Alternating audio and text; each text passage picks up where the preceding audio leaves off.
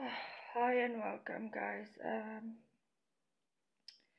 I will be showing you guys over half an hour from now a little bit of my pool exercise.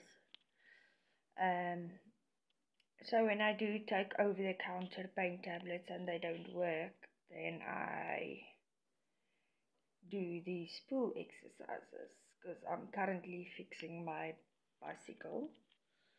And then I will be cycling, and then afterwards,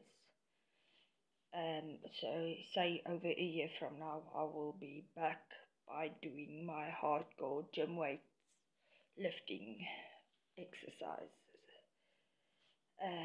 Because my body is still in a weak state of recovery, so I can't put too much strain on my body. So I'm going to start by pool exercise, bicycling, but still staying smoke fit. And then after a year or two from now, then I will be also in the journey of quit smoking. By now I am currently on 10 cigarettes a day, where I used to be on 40 a day. So yeah, I did scale down 30 cigarettes. So it's going good. Mentally strong, physically medium, and emotionally strong. Mentally strong, physically medium, and emotionally strong. So yeah,